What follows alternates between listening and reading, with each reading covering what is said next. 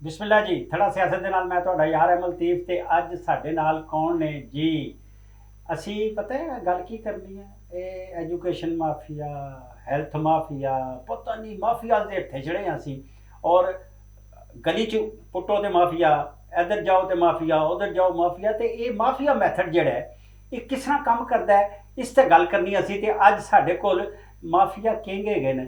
ਕਿਤਨੀ ਡਾਢੀ ਗੱਲ ਕੀਤੀ ਹੈ ਮੈਂ। ਉਹਨਾਂ ਦਾ ਨਾਮ ਹੈਗਾ ਨਦੀਮ ਚੌਧਰੀ। अस्सलाम वालेकुम जी। वालेकुम सलाम जी। हाँ जी, ਤੁਹਾਨੂੰ ਮਾਫੀਆ ਕਿਹਾ ਹੈ ਤੇ ਇਹ ਜਿਹੜੀ ਖਬਰ ਗਰਦੀ ਹੁੰਦੀ ਹੈ ਇਹ ਦਹਿਸ਼ਤਗਰਦੀ ਦੀ ਤਰ੍ਹਾਂ ਗਰਦੀ ਹੁੰਦੀ ਹੈ। ਤੇ ਜਿਹੜੇ ਤੁਸੀਂ ਖਬਰ ਮਾਰਦੇ ਹੋ ਕਿਸੇ ਨੂੰ ਤੇ ਕਿਹੜਾ ਹਾਲ ਹੁੰਦਾ ਉਹਨਾਂ ਦਾ, ਮੈਂ ਜ਼ਰਾ ਪੁੱਛਣਾ ਹੈ। ਇਹ ਦਵਾਈਆਂ ਵੇਚਣ ਵਾਲੇ, ਦਵਾਈਆਂ ਬਣਾਉਣ ਵਾਲੇ, ਦਵਾਈਆਂ ਛੁਪਾਉਣ ਵਾਲੇ, ਇਹਨਾਂ ਦੀਆਂ ਗੱਲਾਂ ਤਾਂ ਸੁਣਾਓ ਸਾਨੂੰ। क्या बात है जी, बहुत शुक्रिया जनाब। ਅੱਜ ਤੁਸੀਂ ਦਾਵਤ ਦਿੱਤੀ ਆਪਣੇ ਪ੍ਰੋਗਰਾਮ ਦੇ ਵਿੱਚ ਤੇ ਜਿਸ ਤਰ੍ਹਾਂ ਤੁਸੀਂ ਜ਼ਿਕਰ ਕੀਤਾ ਹੈ ਮਾਫੀਆ ਦਾ, ਇਹ ਹਰ ਜਗ੍ਹਾ ਇੱਕ ਮਾਫੀਆ ਹੈ। ਕੋਈ ਛੋਟਾ ਮਾਫੀਆ, ਕੋਈ ਬੜਾ ਮਾਫੀਆ, ਕੋਈ ਸਭ ਤੋਂ ਬੜਾ ਮਾਫੀਆ ਜੀ। ਇਹ ਮਾਫੀਆ ਦੀ ਸ਼ਕਲ ਇਖਤਿਆਰ ਕਰ ਗਏ। ਬਿਲਖਸੂਸ ਜਿਸ ਤਰ੍ਹਾਂ ਤੁਸੀਂ ਜ਼ਿਕਰ ਕੀਤਾ ਦਵਾਈਆਂ ਦਾ, ਤੇ ਦਵਾਈਆਂ ਦੇ ਅੰਦਰ ਇੱਕ ਮੈਡੀਕਲ ਸਟੋਰ ਤੋਂ ਲੈ ਕੇ ਤੇ ਇੱਕ ਦਵਾਈ ਬਣਾਉਣ ਤੱਕ ਇਹ तमाम ਮਾਫੀਆ ਹੈ। ਇਹ ਹਰ ਇੱਕ ਸਰਕਲ ਹੈ, ਹਰ ਸਰਕਲ ਦਾ ਇੱਕ ਆਪਣਾ ਮਾਫੀਆ ਹੈ। ਤੇ ਜਿਸ ਤਰ੍ਹਾਂ ਤੁਸੀਂ ਜ਼ਿਕਰ ਕੀਤਾ, ਤੁਸੀਂ ਅਗਰ ਜਾਓਗੇ ਮਾਫੀਆ ਤੇ ਫਿਰ ਉੱਤੇ ਪਾਰਲੀਮੈਂਟੇਰੀਅਨ ਵੀ ਆ ਜਾਣਗੇ ਤੇ ਪਾਰਲੀਮੈਂਟੇਰੀਅਨ ਦੇ ਵੀ ਆਪਣੀ ਦਵਾਈਆਂ ਦੀਆਂ ਕੰਪਨੀਆਂ ਨੇ। ਫਿਰ ਤੁਸੀਂ ਕੀ ਕਰੋਗੇ? ਫਿਰ ਕਾਨੂੰਨ ਤਾਂ ਉਹਨਾਂ ਨੇ ਪਾਸ ਕਰਨਾ ਹੈ। ਹਾਏ ਹਾਏ। ਫਿਰ ਜਿਹੜੀ ਤੁਹਾਡੀ ਡਰੱਗ ਰੈਗੂਲੇਟਰੀ ਅਥਾਰਟੀ ਹੈ, ਉਸ ਤੋਂ ਬਾਅਦ ਤੁਹਾਡੀ ਡਰੈਪ ਹੈ, ਔਰ ਇਹ ਜਿਸ ਤਰ੍ਹਾਂ ਇੱਕ ਮਾਫੀਆ ਦਾ ਕਿਰਦਾਰ ਹੈ, ਇਸ ਨੂੰ ਕੰਟਰੋਲ ਕਰਨ ਵਾਲੇ ਵੀ ਸਾਰੇ ਪਾਰਲੀਮੈਂਟੇਰੀਅਨਸ, ਕਾਨੂੰਨ ਬਣਾਉਣ ਵਾਲੇ ਪਾਰਲੀਮੈਂਟੇਰੀਅਨਸ, ਦਵਾਈਆਂ ਦੇਣ ਵਾਲੇ ਪਾਰਲੀਮੈਂਟੇਰੀਅਨਸ। ਤੇ ਤੁਸੀਂ ਕਰੋਗੇ ਕੀ? ਚ ਖੰਡ ਵੇਚਣ ਵਾਲੇ ਵੀ ਹੋ, ਖਾਦ ਵੇਚਣ ਵਾਲੇ ਵੀ ਹੋ, ਦਵਾਈਆਂ ਵੇਚਣ ਵਾਲੇ ਵੀ ਹੋ, ਤੇ ਵੈਕਸੀਨਾਂ ਤੇ ਪਤਾ ਨਹੀਂ ਕੀ ਵੇਚਣ ਵਾਲੇ, ਬਿਮਾਰੀਆਂ ਬਣਾਉਣ ਵਾਲੇ, ਬਿਮਾਰੀਆਂ ਉਠਾਉਣ ਵਾਲੇ, ਬਿਮਾਰੀਆਂ ਵਿਛਾਉਣ ਵਾਲੇ, ਜੰਗਾਂ ਬਣਾਉਣ ਵਾਲੇ, ਜੰਗਾਂ ਵਿਛਾਉਣ ਵਾਲੇ। ਇਹ ਵਾਰ ਬਿਜ਼ਨਸ, ਟੈਰਰ ਬਿਜ਼ਨਸ ਤੇ ਮਾਫੀਆ ਬਿਜ਼ਨਸ, ਇਹਦਾ ਕੀ ਹੈ? ਦੇਖੋ ਤੁਸੀਂ ਹੁਣ ਜ਼ਿਕਰ ਕੀਤਾ ਵੈਕਸੀਨ ਦਾ। ਪਾਕਿਸਤਾਨ ਦੇ ਅੰਦਰ ਇੰਡੀਆ ਦੀ ਕਾਪੀ ਕਰਕੇ ਇੱਕ ਕੌਮੀ ਇਦਾਰਾ ਸਿਹਤ ਬਣਾਇਆ ਹੈ। ਵਾਹ ਜੀ ਵਾਹ। NIH, national institute of health ਜੀ। ਇਸ ਤਰ੍ਹਾਂ ਇੰਡੀਆ ਦਾ ਇੱਕ ਇੰਸਟੀਚਿਊਟ ਹੈ, ਉਸ ਦੀ ਕਾਪੀ ਕਰਕੇ ਪਾਕਿਸਤਾਨ ਦੇ ਅੰਦਰ ਬਣਾਇਆ। ਔਰ ਅੱਜ ਤੋਂ 20 ਸਾਲ ਪਹਿਲੇ तमाम ਵੈਕਸੀਨ ਇਸ ਇਦਾਰੇ ਦੇ ਅੰਦਰ ਤਿਆਰ ਹੁੰਦੀ ਸੀ। ਚਾਹੇ ਉਹ ਤੁਹਾਡੇ ਸੱਪ ਦੀ ਵੈਕਸੀਨ ਹੋਵੇ, ਚਾਹੇ ਕੁੱਤੇ ਦੇ ਕੱਟੇ ਦੀ ਵੈਕਸੀਨ ਹੋਵੇ, ਔਰ ਤੇ ਬੰਦੇ ਦੇ ਕੱਟੇ ਦੀ ਵੈਕਸੀਨ ਵੀ ਹੈ। ਬਿਲਕੁਲ ਹੈ ਜੀ, ਲੇਕਿਨ ਇਸ ਵਕਤ ਕੋਈ ਵੈਕਸੀਨ ਤਿਆਰ ਨਹੀਂ ਹੋ ਰਹੀ। ਔਰ ਸਾਡੇ ਜ਼ਰਾਏ ਦਾ ਇਹ ਕਹਿਣਾ ਹੈ ਕਿ ਉਹ ਲੋਕ ਜਿਹੜੇ ਅੰਦਰ ਕੰਮ ਕਰ ਰਹੇ ਨੇ ਉਹ ਪ੍ਰਾਈਵੇਟ ਕੰਪਨੀਆਂ ਦੇ ਭੇਰੋਤੇ। ਤੁਹਾਡੀ ਖੈਰ ਹੋ ਜਾਏ। ਉੱਥੇ ਕੋਈ ਇਸ ਵਕਤ ਵੈਕਸੀਨ ਤਿਆਰ ਨਹੀਂ ਹੋ ਰਹੀ। ਕੁੱਤੇ ਦੇ ਕੱਟੇ ਦੀ ਵੈਕਸੀਨ ਤਿਆਰ ਹੋ ਰਹੀ ਸੀ, ਉਹ ਵੀ ਬੰਦ ਹੋ ਚੁੱਕੀ ਹੈ। ਉੱਥੇ ਘੋੜਿਆਂ ਨੂੰ ਜਿਹੜੀ ਖੁਰਾਕ ਦਿੰਦੇ ਸਨ, ਉਸ ਤੋਂ ਬਾਅਦ ਵੈਕਸੀਨ ਤਿਆਰ ਹੁੰਦੀ ਸੀ, ਉਹ ਖੁਰਾਕ ਵੀ ਖੁਦ ਖਾ ਰਹੇ ਨੇ। ਖੈਰ ਤੁਹਾਡੀ ਖੈਰ ਹੋ ਜਾਏ। ਉਹ ਘੋੜਿਆਂ ਦੀ ਹਾਲਤ ਜਾ ਕੇ ਵੇਖ ਲਓ, ਉੱਥੇ ਤੁਹਾਨੂੰ ਲੱਗ ਸਮਝ ਜਾਏਗੀ ਕਿ ਉੱਥੇ ਕੀ ਸੂਰਤ ਹਾਲ ਹੈ, ਘੋੜਿਆਂ ਦਾ ਕੀ ਬਣਿਆ। ਹਾਂਜੀ। ਤੇ ਐਂਟੀ ਸਨੇਕ ਵੈਨਮ ਜਿਹੜੀ ਤਿਆਰ ਹੁੰਦੀ ਹੈ, ਤੁਸੀਂ ਸੱਪ ਦੇਖੋ ਉੱਥੇ ਜਾ ਕੇ ਹੈਰਾਨ ਰਹਿ ਜਾਓਗੇ। ਦੁਨੀਆ ਦਾ ਰੰਗ ਦਾ ਸੱਪ ਹੈ, ਲੇਕਿਨ ਤੁਹਾਡੀ ਵੈਕਸੀਨ ਤਿਆਰ ਨਹੀਂ ਹੋ ਰਹੀ ਕਿਉਂਕਿ ਪ੍ਰਾਈਵੇਟ ਮਾਫੀਆ ਬਹੁਤ ਮਜ਼ਬੂਤ ਹੈ। ਸਾਰੀ ਵੈਕਸੀਨ ਬਾਹਰੋਂ ਆ ਰਹੀ ਹੈ, ਉਹ ਆਪਣੀ ਫਰੋਖਤ ਕਰ ਰਹੇ ਨੇ। ਪਾਰਲੀਮੈਂਟੇਰੀਅਨ ਮੌਜੂਦ ਹਨ ਜਿਹੜੇ ਆਪਣੀ ਵੈਕਸੀਨ ਇੰਪੋਰਟ ਕਰਵਾ ਰਹੇ। ਅੱਛਾ, ਇੱਕ ਹੋਰ ਗੱਲ ਮੈਂ ਜ਼ਰਾ ਥੋੜਾ ਜਿਹਾ ਨਾ, ਮੈਨੂੰ ਤਜਰਬਾ ਹੋਇਆ ਪਿਛਲੇ ਦਿਨਾਂ। ਮੈਂ ਦਵਾਈ ਲਿਖਵਾਈ ਹੈ, ਉਹਨਾਂ ਨਾਲ ਟੈਸਟ ਵੀ ਲਿਖ ਦਿੱਤਾ। ਨਾਲ ਉਹਨਾਂ ਨੇ ਨਿੱਕੀ ਜਿਹੀ ਮਸ਼ੀਨ ਰੱਖੀ ਹੈ ਢਿੱਡ ਫਰੋਲਣ ਵਾਲੀ, ਤੇ ਉਹ ਬਣਾ ਦਿੰਦੇ 700-800 ਰੁਪਏ ਦਾ। ਉਹ ਜਿਹੜਾ ਜੀ ਉਹ ਅਸੀਂ ਤੁਹਾਡੀ ਫੋਟੋ ਖਿੱਚੀ, ਅੰਦਰ ਉਹ ਬੱਚਾ ਹੈ ਨਹੀਂ ਹੈ। ਇਹ ਮੈਂ ਹੈਰਾਨ ਹੋਇਆ ਵੀ ਇਹ ਕੀ ਹੈ। ਪਤਾ ਲੱਗਾ ਕਿ ਉਹ ਜਿਹੜੀ ਬਣਾਉਂਦੀ ਪਰਚੀ ਉਹ ਵੀ ਜਾਂਦੀ ਹੈ ਤੇ ਉੱਥੇ ਉਹਦਾ ਨੰਬਰ ਲਿਖਿਆ ਜਾਂਦਾ ਹੈ ਤੇ ਉਹਦੇ ਪਹਿਲਾਂ ਪੈਸੇ ਵੀ ਵਾਪਸ ਆ ਜਾਂਦੇ। ਮੈਂ ਉਹਨੂੰ ਆਖਿਆ ਯਾਰ ਪੱਕੀ ਪਰਚੀ ਬਣਾ ਕੇ ਦੇ ਮੈਨੂੰ, ਕਿ ਮੇਰਾ ਮੁੰਡਾ ਜਿਹੜਾ ਉਹ ਵਜ਼ਾਰਤ ਦਾਖਲਾ ਦਾ ਮੁਲਾਜ਼ਮ ਹੈ ਤੇ ਮੈਂ ਉਹ ਰਿਫੰਡ ਵੀ ਕਰਵਾਉਣੀ ਹੈ। ਤੇ ਉਹਨਾਂ ਨੂੰ ਨਾ ਹੱਥ ਪੈਰ ਪੈ ਗਏ। ਇਹ ਫਿਰ ਦੂਜੀਆਂ ਕੱਚੀਆਂ ਪਰਚੀਆਂ ਤੇ ਪੱਕੀਆਂ ਪਰਚੀਆਂ, ਤੇ ਇਹ ਕਹਾਣੀ ਇਹਦਾ ਕੀ ਕਰੀਏ। ਇਹ ਵਕੀਲ, ਹੋਟਲਾਂ ਵਾਲੇ, ਦਵਾਈਆਂ ਵਾਲੇ, ਦੁਕਾਨਾਂ ਵਾਲੇ। ਮੈਨੂੰ ਫਿਰ ਇੱਕ ਦੁਕਾਨ ਵਾਲੇ ਨੇ ਆਖਿਆ ਸਾਡੇ ਕੋਲ ਬਿੱਲ ਬਣਵਾ ਲਵਿਆ ਕਰੋ। ਇਹ ਕੀ ਗੱਲ ਹੈ, ਜ਼ਰਾ ਦੱਸਣਾ। ਇਹ ਕਹਾਣੀ ਵੀ ਸੁਣਾਓ। ਦੇਖੋ ਇਹ ਸਭ ਤੋਂ ਵੱਡਾ ਇੱਕ ਵੀ ਮਾਫੀਆ ਰੀਇੰਬਰਸਮੈਂਟ ਜੀ। ਤੁਹਾਡੀ ਮੈਜੋਰਟੀ ਬਿਊਰੋਕ੍ਰੇਸੀ ਔਰ ਉਹ ਮੁਲਾਜ਼ਮੀਨ ਜਿਹੜੇ ਕਿ ਆਦੀ ਮੁਜਰਮ, ਠੀਕ, ਉਹ ਇਸ ਤਰ੍ਹਾਂ ਹੁੰਦਾ ਕਿ ਤੁਹਾਡੇ ਕੋਲ ਰੀਇੰਬਰਸਮੈਂਟ ਦੀ ਸਹੂਲਤ ਹੈ। ਤੁਸੀਂ ਜਾਓਗੇ, ਹਸਪਤਾਲ ਦੀ ਪਰਚੀ ਬਣਵਾਓਗੇ, ਨਾਲ ਦਵਾਈਆਂ ਲਿਖਾ ਲਓਗੇ, 5-6 ਲੱਖ ਰੁਪਏ ਦਾ ਤੁਸੀਂ ਬਿੱਲ ਬਣਾਓਗੇ, ਉਸ ਤੋਂ ਬਾਅਦ ਰੀਇੰਬਰਸ ਹੋ ਜਾਏਗਾ, ਉਹ ਤੁਹਾਡੀ ਜੇਬ ਬਚ ਆ ਜਾਏਗਾ। ਲੇਕਿਨ ਜਿਹੜੇ ਜੈਨੂਇਨ ਲੋਕ ਹਨ, ਜਿਹੜੇ ਮਰੀਜ਼ ਹਨ, ਉਹਨਾਂ ਦਾ ਹੱਕ ਮਾਰਿਆ ਜਾਂਦਾ ਹੈ। ਜਦੋਂ ਉਹਨਾਂ ਦੀ ਵਾਰੀ ਆਉਂਦੀ ਉਹ ਕਹਿੰਦੇ ਨਹੀਂ ਜੀ ਪੈਸੇ ਖਤਮ ਹੋ ਗਿਆ, ਪੈਸੇ ਖਤਮ ਹੋ ਗਿਆ। ਅੱਛਾ, ਕਈ ਵਾਰੀ ਨਾ ਉਹ ਜਿਹੜਾ ਬਿੱਲ ਹੁੰਦਾ ਜੇ ਨਾ, ਉਹ ਹਾਂਜੀ ਦਵਾਈ ਲੈਣੀ ਜੇ ਕਿ ਕਾਸਮੈਟਿਕਸ ਲੈਣੀ ਜੇ। ਨਾ ਇਹ ਦੇਖੋ ਇਹ ਤੁਸੀਂ ਜ਼ਿਆਦਤੀ ਕਰ ਰਹੇ ਹੋ, ਜ਼ਿਆਦਤੀ ਕਰ ਰਹੇ ਹੋ। ਦੇਖੋ ਇਸ ਵਕਤ 2 ਅਰਬ ਰੁਪਇਆ ਬਜਟ ਹੈ ਤੁਹਾਡੇ ਪੋਲੀ ਕਲੀਨਿਕ ਦਾ, ਠੀਕ। ਔਰ तमाम ਪਾਰਲੀਮੈਂਟਰੀਅਨ ਜਿਹੜੇ ਨੇ ਉਹ ਉਸ ਤੁਹਾਡੇ ਪੋਲੀ ਕਲੀਨਿਕ ਦੇ ਮੈਡੀਸਨ ਲੈਂਦੇ ਨੇ। ਔਰ ਪਿਛਲੇ ਕੁਝ ਅਰਸੇ ਤੋਂ ਅਗਰ ਤੁਸੀਂ ਫਰਾਂਸਿਕ ਕਾਰਡਟ ਕਰਾਓਗੇ ਤੇ ਤੁਹਾਨੂੰ ਲੱਗ ਸਮਝ ਆਏਗੀ ਕਿ ਹਰ ਪਾਰਲੀਮੈਂਟਰੀਅਨ ਜਦੋਂ ਦਵਾਈਆਂ ਲਿਖਾਉਂਦਾ ਹੈ ਤੇ ਉੱਥੇ ਜਾ ਕੇ ਵਾਪਸ ਉਹ ਬੇਗਮਾਤ ਵਾਸਤੇ ਕਾਸਮੈਟਿਕ ਲੈ ਲੈਂਦੇ ਔਰ ਲੱਖਾਂ ਰੁਪਏ ਦੀਆਂ, ਔਰ ਉਹਨਾਂ ਦੇ ਲੈਟਰ ਐਡ ਤੇ ਜਾਰੀ ਹੁੰਦੀਆਂ। ਔਰ ਇੱਥੇ ਤੱਕ ਹੈ ਸਾਡੇ ਜ਼ਰਾਏ ਦਾ ਇਹ ਕਹਿਣਾ ਹੈ ਕਿ ਫੀ ਲੈਟਰ ਐਡ 50,000 ਰੁਪਇਆ ਰੇਟ ਹੈ। ਸੁਭਾਨ ਅੱਲਾਹ, ਸੁਭਾਨ ਅੱਲਾਹ। ਤੁਸੀਂ ਪਾਰਲੀਮੈਂਟਰੀਅਨ ਦਾ ਲੈਟਰ ਐਡ ਲੈ ਲਓ, 50,000 ਰੁਪਏ ਉੱਥੇ ਪੇ ਕਰ ਦਿਓ, ਉਸ ਤੋਂ ਬਾਅਦ ਲੱਖ ਰੁਪਏ ਦੀ ਦਵਾਈਆਂ ਲਿਖਾਓ ਤੇ ਉਸ ਤੋਂ ਬਾਅਦ ਤੁਸੀਂ ਕੈਸ਼ ਕਰਾ ਉਹ ਵਾਪਸ ਮੁੜਦੀਆਂ, ਪੈਸੇ ਨਾ ਹੁੰਦੇ ਰਹੇ ਜੀ। ਹਾਂਜੀ। ਹਾਏ ਹਾਏ। ਅੱਛਾ, ਕਈ ਵਾਰੀ ਇਹ ਇੱਕ ਹੋਰ ਚੰਗੀ ਗੱਲ ਜੇ ਮੈਨੂੰ ਦੱਸੀ ਜੇ ਥੋੜੀ ਜੀ, ਇਹ ਜਿਹੜਾ ਰਿਪੋਰਟਰ ਹੁੰਦਾ ਨਾ, ਗੱਲਾਂ ਤਾਂ ਉਹਦੇ ਕੋਲ ਸਾਰੀਆਂ ਹੁੰਦੀਆਂ ਤੇ ਇਹ ਪੈਸੇ ਘੁੰਮਦੇ ਘਮਾਉਂਦੇ ਕਿੱਥੋਂ ਕਿੱਥੋਂ ਤੇ ਜਾਂਦੇ ਕਿੱਥੇ ਕਿੱਥੇ ਨੇ, ਜ਼ਰਾ ਇਹ ਮੈਨੂੰ ਦੱਸਣਾ। ਦੇਖੋ ਇਹ ਤੇ ਜ਼ਾਹਿਰ ਹੈ ਜਿਸ ਦਾ ਹਿੱਸਾ ਉਸ ਨੂੰ ਪਹੁੰਚ ਜਾਏਗਾ। ਇਹ ਸਭ ਕਰਦੇ ਰਹੇ ਜੁੱਸਾ ਬਿਲਕੁਲ ਜਨਾਬ। ਦੇਖੋ ਜਿਹੜੇ ਲੋਕ ਉੱਥੇ ਡਿਊਟੀਆਂ ਕਰ ਰਹੇ ਨੇ ਪਾਰਲੀਮੈਂਟ ਦੇ ਅੰਦਰ ਡਿਸਪੈਂਸਰੀਆਂ ਦੇ, ਉਹ ਵੀ ਪੈਸੇ ਦੇ ਕੇ ਆਉਂਦੇ। ਵਾਹ ਜੀ ਵਾਹ। ਜਿਹੜੇ ਉੱਥੇ ਡਾਕਟਰ ਬੈਠੇ ਨੇ ਉਹਨਾਂ ਦਾ ਆਪਣੇ ਮਾਮਲਾਤ ਹਨ ਤੇ ਹਰ ਬੰਦਾ ਜਦੋਂ ਪੈਸਾ ਦੇ ਕੇ ਆਏਗਾ, ਪੈਸਾ ਕਮਾਉਣਾ ਤੇ ਹੈ ਉਸਨੇ, ਚਾਹੇ ਉਹ ਪਾਰਲੀਮੈਂਟੇਰੀਅਨ ਹੈ, ਚਾਹੇ ਉਹ ਤੁਹਾਡਾ ਛੋਟਾ ਮੁਲਾਜ਼ਮ ਹੈ, ਚਾਹੇ ਬੜਾ ਮੁਲਾਜ਼ਮ ਹੈ।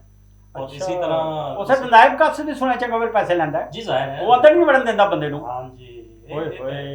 अच्छा हुन मैं भी सुनया है कि आदन जी वाइस चांसलर लगण दे भी पैसे देंदे 2-2 करोड़ रुपया, खबरां भी छप गईयां ने। ते इसदा मतलब है कि जे वड्डे जेड़े अस्पताल हन उन्हां दे हेड बनन वास्ते ते कोई 10-20 ਕਰੋੜ ਰੁਪਏ ਲੱਗਦਾ ਹੋਣਾ। ਦੇਖੋ ਹੁਣ ਤੇ ਕਰੋੜਾਂ ਦੀ ਗੇਮ ਹੈ ਜੀ, ਹਰ ਸੀਟ ਤੇ ਐਡਵਾਂਸ ਤੁਸੀਂ ਜਦੋਂ ਬਜਟ ਆਉਣਾ, ਬਜਟ ਦੇ ਅੰਦਰ ਤੁਸੀਂ ਉਹ ਆਪਣੀ ਪਰਸੈਂਟੇਜ ਤੈਅ ਹੁੰਦੀ ਹੈ ਕਿ ਤੁਸੀਂ ਇਸ ਬਜਟ ਦੇ ਅੰਦਰ ਇਤਨਾ ਪੈਸਾ ਕਮਾਉਣਾ ਹੈ ਤੇ ਜਦੋਂ ਤੁਸੀਂ ਦੇ ਕੇ ਜਾਓਗੇ ਪੈਸੇ ਉਸ ਸੀਟ ਤੇ ਲੱਗੋਗੇ ਤੇ ਪੈਸੇ ਤੇ ਪੂਰੇ ਕਰਨੇ ਤੁਸੀਂ। ਇਹ ਤੁਹਾਡੇ ਸਾਹਮਣੇ ਛੋਟੀ ਜੀ ਮਿਸਾਲ, ਪਿਛਲੇ ਦਿਨਾਂ ਮੈਂ ਇੱਕ ਸਟੋਰੀ ਕੀਤੀ ਆਪਣਾ ਹੈਲਥ ਕਾਰਡ ਦੇ ਉੱਤੇ ਜੀ। ਹਾਂ, ਇਹ ਵੀ ਕਹਾਣੀਆਂ ਨਵੀਂ। ਹਾਂ, ਪਿਮਸ ਦੇ ਅੰਦਰ ਹੈਲਥ ਕਾਰਡ ਦੇ ਉੱਤੇ ਜਨਾਬ ਜਿਹੜੀ ਕਰਪਸ਼ਨ ਹੋਈ, ਉਹ ਜਿਸ ਬੰਦੇ ਨੇ ਟੈਂਡਰ ਲਿਆ, ਉਸ ਟੈਂਡਰ ਦੇ ਵਿੱਚ ਜਿਹੜੇ ਉਸਦੇ ਹਿੱਸਾਦਾਰ ਸਨ, ਇੱਕ ਪਿਮਸ ਦਾ ਆਪਣਾ ਡਾਕਟਰ ਗੈਸਟਰੋ ਦਾ, ਇੱਕ ਸੀਡੀ ਹਸਪਤਾਲ ਦਾ ਸਰਜਨ, ਇਹ 2 ਪਾਰਟਨਰ ਹਨ ਉਸ ਜਨਾਬ ਉਸ ਫਾਰਮੇਸੀ ਦੇ। ਤੇ ਉਸ ਫਾਰਮੇਸੀ ਨੇ ਜਿਹੜਾ ਟੈਂਡਰ ਲਿਆ, ਉਸਨੇ ਜਿਹੜਾ ਰੇਟ ਭਰਿਆ, ਉਸਨੇ ਭਰਿਆ ਜੀ 63% ਉਹ ਗਵਰਨਮੈਂਟ ਨੂੰ ਫਾਇਦਾ ਦੇਗਾ, 60% ਡਿਸਕਾਊਂਟ ਤੇ ਦਵਾਈਆਂ ਦੇਗਾ। ਸੁਭਾਨ ਅੱਲਾਹ। ਹੁਣ ਇਹ ਦੱਸੋ ਕਿ ਜਿਹੜੀ ਕੰਪਨੀ 10% ਤੋਂ ਜ਼ਿਆਦਾ ਡਿਸਕਾਊਂਟ ਨਹੀਂ ਦੇ ਸਕਦੀ, ਉਹ ਫਾਰਮੇਸੀ 63% ਕਿਸ ਤਰ੍ਹਾਂ ਦੇਗੀ, ਜ਼ਰਾ ਸੋਚੋ। ਔਰ ਪੂਰਾ ਕਿੱਥੋਂ ਕਰੇਗਾ? ਇੱਥੇ ਰੱਖਣਾ। ਹੁਣ ਹੋਇਆ ਕਿ ਉਸਨੇ ਜਿਹੜੇ ਬਿੱਲ ਬਣਾਏ, ਉਹ ਤਕਰੀਬਨ ਅਸੀਂ ਸਿਰਫ ਇੱਕ ਬਿੱਲ ਦਾ ਐਨਾਲਿਸਿਸ ਕੀਤਾ। ਓਰੀਜਨਲ ਦਵਾਈ ਸੀ 5,000 ਰੁਪਏ ਦੀ, ਔਰ ਬਿੱਲ ਤਿਆਰ ਹੋਇਆ 1,10,000 ਰੁਪਏ ਦਾ। ਸੁਭਾਨ ਅੱਲਾਹ। 1,10,000 ਰੁਪਏ ਦਾ, ਔਰ ਮਾਰਕੀਟ ਰੇਟ ਤੋਂ ਕਈ ਗੁਣਾ ਜ਼ਿਆਦਾ ਰੇਟ। ਔਰ ਜਿਹੜੀ ਦਵਾਈ ਤੁਹਾਡੀ ਮਾਰਕੀਟ ਦੇ ਅੰਦਰ 300 ਦੀ ਮਿਲ ਰਹੀ ਸੀ, ਉਹ 3600 ਰੁਪਏ ਲਿਖੀ ਗਈ ਉੱਥੇ, ਔਰ ਉਹ ਬਿੱਲ ਵਸੂਲ ਹੋਏ। ਔਰ ਮੁਤਲਕਾ ਜਿਹੜੀ ਫਾਰਮਾਸਿਸਟ ਹੈ ਉਸਨੇ ਬਿੱਲ ਲਿਖ ਕੇ ਦਿੱਤੇ, ਸਾਈਨ ਕੀਤੇ, ਉਸ ਤੇ ਹੁਣ ਇਨਕੁਆਇਰੀ ਬਣਾਈ ਗਈ। ਤਾਂ ਮਜ਼ੇ ਦੀ ਗੱਲ ਹੈ ਕਿ ਪਿਮਸ ਦੀ ਇੰਤਜ਼ਾਮੀਆ ਜਿਹੜੀ ਉਸਨੇ ਇਨਕੁਆਇਰੀ ਕਮੇਟੀ ਜਿਹੜੀ ਬਣਾਈ ਹੈ, ਉਹ ਕਮੇਟੀ ਉਹਨੇ ਮੁਲਾਜ਼ਮੀਨ ਤੇ ਮੁਸ਼ਤਮਿਲ ਹੈ ਜਿਹੜੇ ਖੁਦ ਕਲਪਰੇਟ। ਇੱਥੇ ਰੱਖਣਾ। ਉਹ ਉਹਨਾਂ ਨੂੰ ਕਲੀਅਰ ਕਰ ਦੇਣਗੇ। ਹੁਣ ਕਿਉਂਕਿ ਮੈਂ ਉਹ ਖਬਰ ਬ੍ਰੇਕ ਕਰ ਦਿੱਤੀ, ਹੁਣ ਉਹਨਾਂ ਨੇ ਇੱਕ ਹੋਰ ਨਵੀਂ ਕਮੇਟੀ ਬਣਾ ਦਿੱਤੀ ਹੈ, ਕਮੇਟੀ ਪਰ ਕਮੇਟੀ। ਜੀ ਜੀ ਜੀ ਜੀ। ਉਹ ਕਮੇਟੀ ਖੇਡ ਕੇ ਸਾਲ ਪੂਰਾ ਕਰਨਗੇ, ਆਪਣਾ ਬਜਟ ਪੂਰਾ ਕਰਨਗੇ, 6-7 ਕਰੋੜ ਰੁਪਏ ਦੇ ਬਿੱਲ ਕਲੀਅਰ ਹੋ ਜਾਣਗੇ। अच्छा, एक और मैं कहानी थोड़ी थोड़े को सुनना चाहना। ये दूसरे फार्मूले की दवाई हमारे पास मौजूद है, वो यही फार्मूला लिखना मैं। वो ਜਿਹੜੇ ਵਿਚਾਰੇ ਧੱਕੇ ਖਾਣ ਲੱਗੇ ਹੁੰਦੇ ਨੇ ਸੇਲਸ ਰੈਪ, ਉਹ ਕਿਸ ਤਰ੍ਹਾਂ ਚੱਲਦੇ ਨੇ, ਫਿਰ ਉਹਨਾਂ ਦੀ ਦਵਾਈ ਕਿਉਂ ਲਿਖੀ ਜਾਂਦੀ ਹੈ, ਇਹ ਹੀ ਦਵਾਈ ਕਿਉਂ ਲਿਖੀ ਜਾਂਦੀ ਹੈ, ਫਿਰ ਉਹ ਦਵਾਈਆਂ ਕਿਸ ਤਰ੍ਹਾਂ ਚੱਲਦੀਆਂ ਰਹਿੰਦੀਆਂ, ਫਿਰ ਜਾਲੀ ਦਵਾਈਆਂ।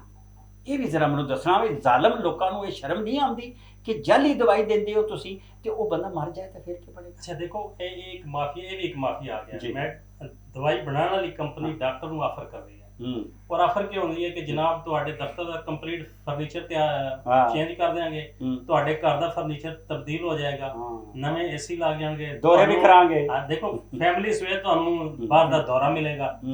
ਕਰਨਾ ਕੀ ਹੈ, ਤੁਸੀਂ ਦਵਾਈ ਸਾਡੇ ਲਿਖਣੀ ਹੈ। ਸੁਭਾਨ ਅੱਲਾਹ। ਪੂਰੀ ਦੁਨੀਆ ਦੇ ਅੰਦਰ ਕਾਨੂੰਨ ਮੌਜੂਦ ਹੈ ਕਿ ਜਦ ਡਾਕਟਰ ਦਵਾਈ ਲਿਖੇਗਾ ਤਾਂ ਸਿਰਫ ਫਾਰਮੂਲਾ ਲਿਖੇਗਾ, ਉਹ ਦਵਾਈ ਦਾ ਨਾਮ ਨਹੀਂ ਲਿਖੇਗਾ। ਇਹ जुर्म है, ये जुर्म है, दवाई का नाम नहीं लिखेगा। लेकिन वाहिद पाकिस्तान मुल्क है जिसके अंदर डॉक्टर सिर्फ दवाई का नाम लिखता है, फार्मूला नहीं लिखता। और जब वापस डॉक्टर को जाओगे वो कहेगा नहीं, जो दवाई में लिखी है वो ही लेनी है। वो नहीं मनता ही नहीं। अच्छा, जिस लेबोरेटरी जो मैं लिखा उथों टेस्ट करा, दूजा तो मनता नहीं। जी जाहिर है 50% डिस्काउंट डॉक्टर ਨੂੰ ਜਾ ਰਿਹਾ ਉਸ ਲੈਬਾਰਟਰੀ ਦਾ।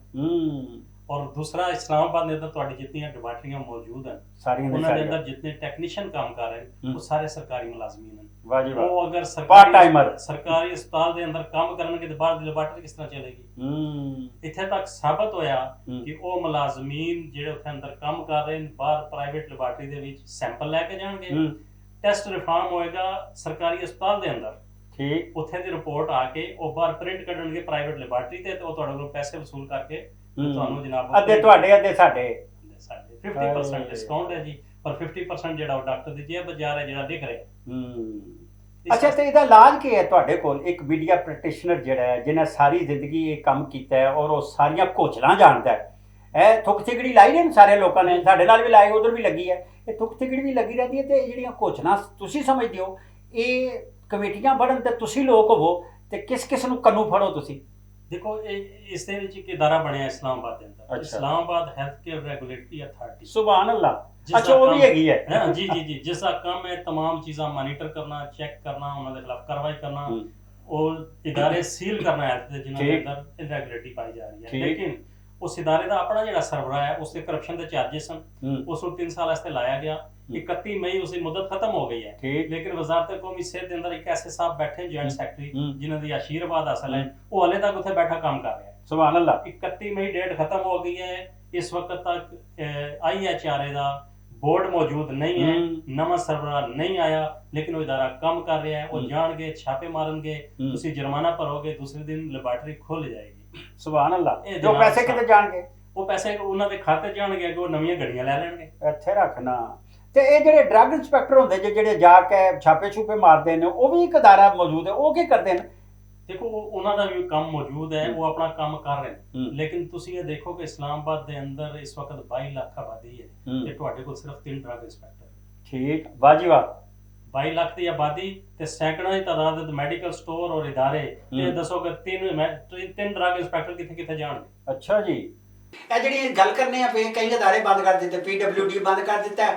ਇਹ ਕਿਉਂ ਬੰਦ ਕੀਤਾ ਹੈ ਜੀ? ਉਹਦੇ 'ਚ ਹਰ ਮੈਂਬਰ ਨੂੰ ਅਸਾਂ 10-10 ਅਰਬ ਰੁਪਇਆ ਦਿੱਤਾ ਸੀ ਤੇ ਉਹ ਜ਼ਮੀਨ ਤੇ ਕੋਈ ਸ਼ੈ ਹੀ ਕੋਈ ਨਹੀਂ ਸੀ। ਅਦਾਰੇ ਬੰਦ ਕਰੋ, ਬੰਦ ਕਰਕੇ ਤੇ ਉਹ ਅਸੀਂ ਫਰੰਟੀਅਰ ਵਰਕਸ ਵਾਲਿਆਂ ਨੂੰ ਦੇ ਦੇਵਾਂਗੇ। यूटिलिटी स्टोर बंद करो जी, आखिर बंद हो गया जी, ये क्या करना है जी, इसको हम दुरुस्त कर रहे हैं जी, किनू देना है जी? वो जो CSD वो कंटीन स्टोर है डिपार्टमेंट उन्होंने दे देंगे। और क्या करना है? रेडियो बंद करो जी। तो यह अस्पताल जोड़े वो भी बंद करके ऐसा ना हूँ वो प्राइवेट कर देते हैं एक तरह के। ये जो प्राइवेट किए जा रहे हैं अस्पताल, फिर एक होर धंधा है वो है मैडिकल कालजां वाला, ਨਾਲ ਉਹਦੇ ਹੋਰ ਜਿਹੜਾ ਉਹਨੂੰ ਯੂਨੀਵਰਸਿਟੀ ਵੀ ਬਣਾ ਦਿੱਤੀ, ਮੈਡੀਕਲ ਕਾਲਜ ਵੀ ਬਣਾ ਦਿੱਤੀ। ਕਿਆ ਉਹਨਾਂ ਕੋਲ ਉਹ ਪ੍ਰੈਕਟਿਸ ਵਾਲਾ ਕੋਈ ਹਿਸਾਬ ਹੈ ਕਿ ਨਹੀਂ ਹੈ? ਜਿਸ ਤਰ੍ਹਾਂ ਯੂਨੀਵਰਸਿਟੀ ਬਣਾਉਂਦੇ ਤਾਂ ਉਹਦੇ ਨਾਲ ਲੈਬਾਰਟਰੀਆਂ ਸ਼ਬਾਰਟਰੀਆਂ ਜੇ ਕੋਈ ਵੀ ਹੁੰਦਾ, ਇਹ ਕੀ ਹੈ? ਇਹ ਵੀ ਕਹਾਣੀ ਹੈ। ਅੱਛਾ, ਜਿਹੜਾ ਤੁਸੀਂ ਇਦਾਰੇ ਖਤਮ ਕਰਨ ਦਾ ਜ਼ਿਕਰ ਕੀਤਾ ਹੈ, ਇਹ ਰਾਈਟ ਸਾਈਜ਼ਿੰਗ ਦੇ ਨਾਂ ਦਾ ਇੱਕ ਬਹੁਤ ਵੱਡੀ ਨੌਸਰਬਾਜ਼ੀ ਹੋ ਰਹੀ ਹੈ। ਤੁਹਾਡੀ ਖੈਰ ਹੋ ਜਾਏ।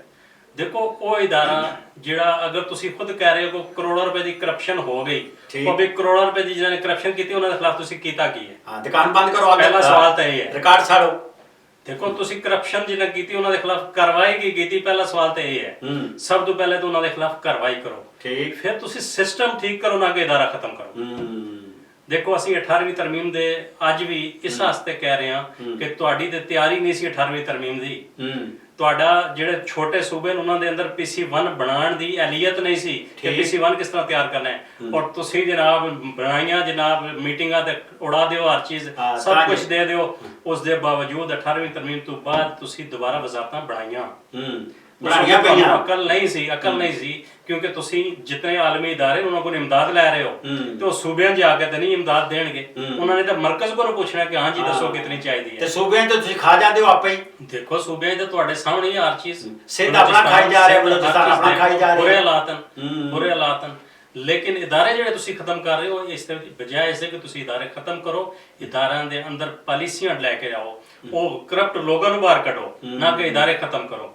ਪਹਿਲੀ ਚੀਜ਼ ਤੇ ਹੈ। ਦੂਸਰੀ ਚੀਜ਼ ਤੁਸੀਂ ਗੱਲ ਕੀਤੀ ਐਜੂਕੇਸ਼ਨ ਦੇ ਹਵਾਲੇ। ਅੱਛਾ, ਇਸਲਾਮਾਬਾਦ ਦੇ ਅੰਦਰ ਇਸ ਵਕਤ तमाम ਸਕੂਲ ਜਿਹੜੇ ਤੁਸੀਂ ਅਰਬਾਂ ਰੁਪਇਆ NGO ਮਾਫੀਆ ਨੂੰ ਦੇ ਦਿੱਤਾ ਹੈ। NGOs ਇਸ ਵਕਤ तमाम ਸਕੂਲਾਂ ਦੇ ਅੰਦਰ ਜਾ ਚੁੱਕੀਆਂ ਹਨ। ਤੁਹਾਡੀ ਖੈਰ ਹੋ ਜਾਏ। ਔਰ ਜਿਹੜਾ ਤੁਸੀਂ ਇੱਕ ਨਵਾਂ ਡਰਾਮਾ ਇਹਨਾਂ ਨੇ ਕੀਤਾ ਵਜ਼ਾਰਤ ਤਾਲੀਮ ਨੇ, ਉਹਨਾਂ ਨੇ ਇਹ ਕੀਤਾ ਕਿ ਫੈਡਰਲ ਡਾਇਰੈਕਟੋਰੇਟ ਕੋਲੋਂ तमाम ਇਖਤਿਆਰਾਤ ਲੈ ਕੇ ਪ੍ਰਿੰਸੀਪਲਸ ਨੂੰ ਦੇ ਦਿੱਤੇ। ਇੱਥੇ ਰੱਖਣਾ ਹੁਣ ਪ੍ਰਿੰਸੀਪਲ ਸਿਆਹ ਸਫੇਦ ਦਾ ਮਾਲਕ ਹੈ, ਬਜਾਏ ਇਸ ਦੇ ਕਿ ਪਾਲਿਸੀ ਤੁਸੀਂ ਆਪਣੇ ਕੋਲ ਰੱਖੋ, ਐਡਮਿਨਿਸਟ੍ਰੇਟਿਵ ਇਖਤਿਆਰਾਤ ਦੇ ਦਿਓ। ਵਾਹ, ਉਹਨਾਂ ਨੇ ਐਡਮਿਨਿਸਟ੍ਰੇਟਿਵ ਇਖਤਿਆਰਾਤ, ਪਾਲਿਸੀ ਸਭ ਕੁਝ ਉਸ ਨੂੰ ਦੇ ਦਿਆ। ਅੱਛਾ, ਉਹ ਸਾਰੇ ਕੰਮ ਕਰ ਸਕਦਾ ਹੁਣ। ਪ੍ਰਿੰਸੀਪਲ ਚਾਹੇਗਾ ਮੁਲਾਜ਼ਮ ਰੱਖੇਗਾ, ਚਾਹੇਗਾ ਉਸ ਨੂੰ ਨੌਕਰੀ ਤੋਂ ਫਾਰਗ ਕਰ ਦੇਗਾ, ਜਿਸ ਨੂੰ ਚਾਹੇਗਾ ਕਿ ਕਹੇਗਾ ਨਹੀਂ ਲੈ ਜਾਓ ਇਸ ਨੂੰ। ਤੇ ਹਰ ਤਰ੍ਹਾਂ ਦੀ ਕਰਪਸ਼ਨ ਹੋਏਗੀ, ਮਨਸ਼ਿਆਤ ਵੀ ਵਿਕੇਗੀ, ਇਖਲਾਕੀ ਕਰਪਸ਼ਨ ਵੀ ਹੋਏਗੀ। ਉਸ ਦੇ ਪਿੱਛੇ ਕੀ ਹੋਏਗਾ? ਅਸਲ ਕਹਾਣੀ ਇਹ ਹੈ ਕਿ ਤੁਸੀਂ ਹਰ NGO ਜਿਸ ਨੂੰ ਤੁਸੀਂ ਸਕੂਲ ਦੇਣਾ ਹੈ, ਉਹ ਪ੍ਰਿੰਸੀਪਲ ਇੱਕ ਆਰਡਰ ਤੇ ਦੇ ਦੇਗਾ, ਠੀਕ ਹੈ ਜੀ ਇਹ ਸਕੂਲ ਇਸ ਨੂੰ ਦੇ ਦਿਓ। ਪਹਿਲਾਂ ਇੱਕ ਪਾਲਿਸੀ ਸੀ ਕਿ ਤੁਸੀਂ ਫੈਡਰਲ ਡਾਇਰੈਕਟੋਰੇਟ ਆਓਗੇ,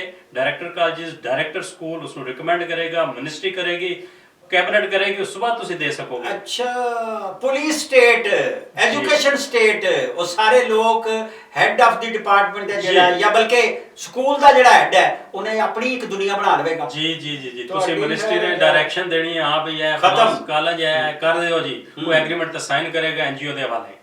ਠੀਕ, ਇਹ ਸਭ ਤੋਂ ਬੜਾ ਮਾਫੀਆ ਇਸ ਵਕਤ NGO ਦਾ ਕੰਮ ਕਰ ਰਿਹਾ ਹੈ ਐਜੂਕੇਸ਼ਨ ਸੈਕਟਰ ਦੇ ਅੰਦਰ। ਮੈਂ ਇੱਕ ਸਟੋਰੀ ਦਿੱਤੀ ਸੀ, ਉਹ ਇੱਕ ਅਰਬਾਂ ਰੁਪਏ ਦਾ ਪਲਾਟ ਸੀ F11 ਦੇ ਅੰਦਰ, ਜਿਹੜੇ ਇੱਕ NGO ਨੂੰ ਇੱਕ ਪ੍ਰਾਈਵੇਟ ਸਕੂਲ ਨੂੰ ਦਿੱਤਾ ਗਿਆ, ਜਿਸ ਨੇ ਆਲਰੇਡੀ ਪੰਜਾਬ ਦੇ ਅੰਦਰ ਨੌਸਰਬਾਜ਼ੀ ਕੀਤੀ ਹੈ ਔਰ ਜਾਲੀ ਸਕੂਲ ਹੈ, ਸਿਰ ਪੈਰੀ ਕੋਲ ਜੀ, ਉਸ ਨੂੰ ਦੇ ਦਿੱਤਾ ਗਿਆ। ਔਰ ਵਸੀਮ ਅਜਮਲ ਚੌਧਰੀ ਸੈਕਟਰੀ ਤਾਲੀਮ ਸੀ, ਉਸਨੇ ਦਿੱਤਾ, ਉਹ ਇਸ ਵਕਤ ਚਲਾ ਗਿਆ। ਉਸਦੇ ਪਿੱਛੇ ਜਿਹੜੇ ਸਾਹਿਬ ਆਏ, ਉਹਨਾਂ ਨੇ ਵੀ ਉਹੀ ਪਾਲਿਸੀ ਰੱਖੀ ਹੈ।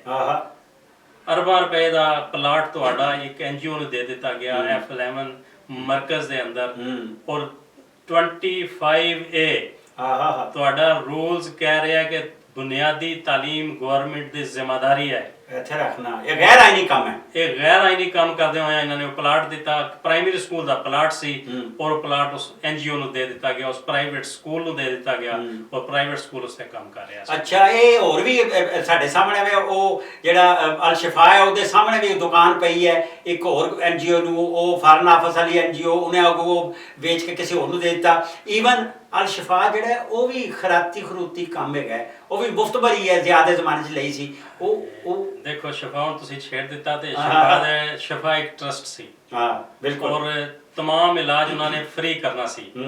ਇਸ ਵਕਤ ਕੋਈ ਮਰੀਜ਼ ਫ੍ਰੀ ਚੈੱਕ ਨਹੀਂ ਕੀਤਾ ਜਾ ਰਿਹਾ, ਜਿਹੜਾ ਚੈੱਕ ਵੀ ਕੀਤਾ ਜਾ ਰਿਹਾ ਉਹ ਜ਼ਕਾਤ, ਤੁਸ਼ਰ, ਉਹ ਚੀਜ਼ਾਂ ਦੇ ਕੇ ਚੈੱਕ ਕੀਤਾ ਜਾ ਰਿਹਾ ਹੈ। ਔਰ ਉਸ ਦੇ ਵਿੱਚ ਅਸੀਂ ਬਾਕਾਇਦਾ ਇਸ ਨੂੰ ਲੈ ਕੇ ਗਏ ਸੈਨੇਟ ਦੀ ਕਾਇਮਾ ਕਮੇਟੀ ਦੇ ਵਿੱਚ। ਸੈਨੇਟਰ ਅਤੀਕ ਸਾਹਿਬ ਇਸ ਵਕਤ ਮੌਜੂਦ ਹਨ, ਔਰ ਉਹਨਾਂ ਨੇ ਇਸ ਨੂੰ ਬੜਾ ਉਸ ਦੇ ਅੰਦਰ ਉਠਾਇਆ। ਅਸੀਂ तमाम ਕੁਐਸਚਨ ਦਿੱਤੇ, ਕਮੇਟੀ ਨੇ ਵਿਜ਼ਿਟ ਕੀਤਾ ਸ਼ਿਫਾ ਇੰਟਰਨੈਸ਼ਨਲ ਦਾ, ਕੋਈ ਫ੍ਰੀ ਮਰੀਜ਼ ਚੈੱਕ ਨਹੀਂ ਕੀਤਾ ਜਾ ਰਿਹਾ ਸੀ। ਔਰ ਹੋਇਆ ਕਿ ਚੇਅਰਮੈਨ ਸੈਨੇਟ ਨੇ ਉਹ ਸੈਨੇਟ ਕਮੇਟੀ ਦੇ ਚੇਅਰਮੈਨ ਨੂੰ ਉਡਾ ਦਿੱਤਾ। ਤੁਹਾਡੇ ਘਰ ਕਿਉਂ? ਮਾਫੀਆ। ਤੁਹਾਡੀ ਕਿੰਨੇ ਪੈਸੇ? ਇਹ ਤਾਂ ਫਿਰ ਬਾਅਦ ਦੀਆਂ ਗੱਲਾਂ ਨੇ, ਉਹੀ ਦੱਸ ਸਕਦੇ ਹਾਂ। ਇਹ ਪੈਸਿਆਂ ਦੀਆਂ ਗੱਲਾਂ ਤੇ ਰਲ ਮਿਲ ਕੇ ਸਾਰੇ ਗਾਓ ਤੇ ਖਾਓ, ਤੇ ਕਣਕ ਵੀ, ਤੇ ਕਿਸਾਨ ਵੀ, ਤੇ ਗੰਨਾ ਵੀ, ਤੇ ਚੀਨੀ ਵੀ, ਤੇ ਦਵਾਈਆਂ ਵੀ, ਤੇ ਆਪੇ ਹੀ ਖਾਓ। ਘਉਂ ਕੱਪ ਆਪਣਾ ਯਾਰ, ਆਪਣਾ ਬੇਲੀ ਅਹਿਮਦ ਤੇ ਨਾਲ ਉਹਦੇ ਨਦੀਮ ਚੌਧਰੀ। ਅੱਜ ਵੇਖਿਆ ਤੁਸੀਂ ਕੀ ਕੀ ਕਹਾਣੀਆਂ ਪਾਈਆਂ। ਸਾਨੂੰ ਦਿਓ ਇਜਾਜ਼ਤ, ਰੱਬ ਰਾਖਾ।